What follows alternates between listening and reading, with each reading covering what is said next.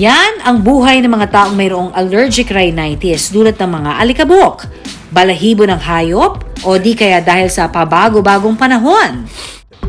Pero papaano mo ba malalaman kung ang iyong pagbahing ay dahil sa allergy o isa ng common cold?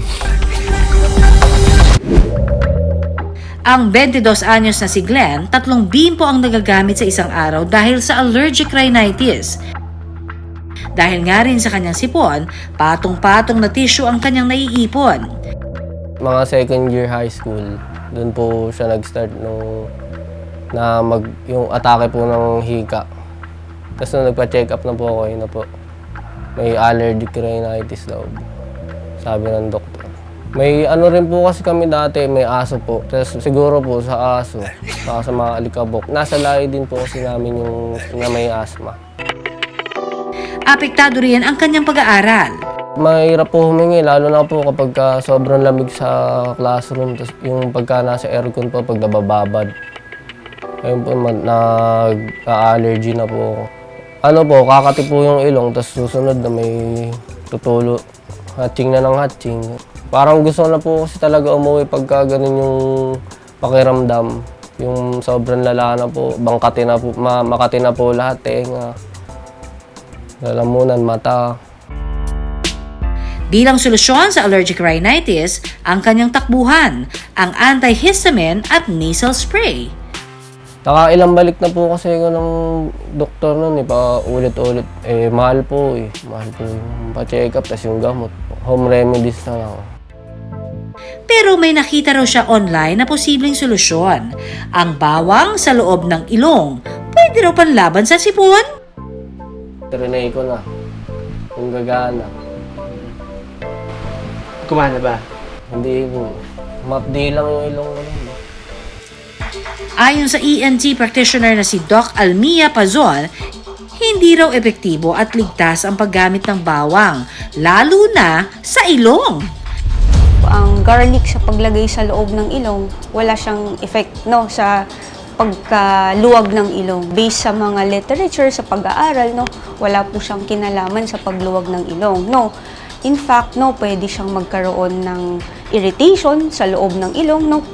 Tapos, kunwari, may maiwan siyang garlic doon, pwedeng magkaroon ng infection. Kasi hindi naman balat yung covering sa loob ng ilong. Mucosa siya. Sobrang very sensitive yun. Hindi siya balat. So, may mga blood vessels din nun. So, if ever ma-irritate doon, pwedeng dumugo din yung ilong nila. Mahalaga raw malaman kung ito ba ay allergic reaction o common cold. Ang common colds is usually sipon lang siya. Pwedeng may kaakibat or kasama na cough, may konting fever, Usually kasi ang common colds caused by viral infection, Pag allergic rhinitis kasi, it is not caused by any of those, Ang symptoms naman ng allergic rhinitis, hindi lang sipon, Merong kasamang nasal itching, paghahatching, Paghatching, pwede ding makati yung mata, pagbabara ng ilong, o di kaya pwedeng may nararamdaman silang sipon sa likod ng lalamunan, na feeling nila merong plema sa lalamunan nila. Dagdag pa ng eksperto, wala raw luna sa allergic rhinitis.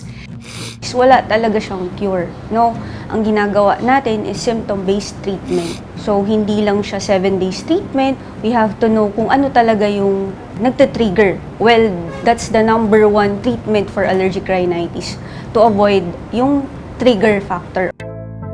Pero mainam na malaman kung saan tayo allergic para maiwasan ito. Ika nga, prevention is better than cure.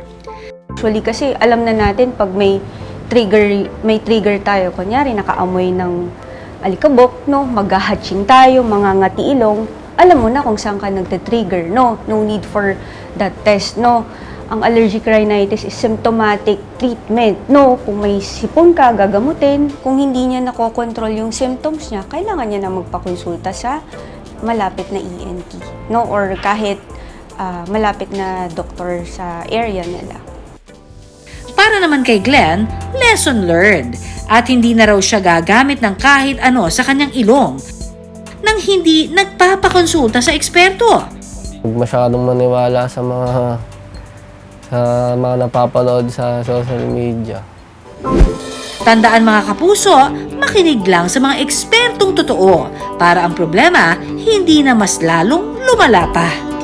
Maraming salamat sa pagtutok sa Pinoy MD. Para po sa iba pang kaalaman tungkol sa ating kalusugan, mag-subscribe na sa GMA Public Affairs YouTube channel. And of course, don't forget to hit the bell button for our latest updates.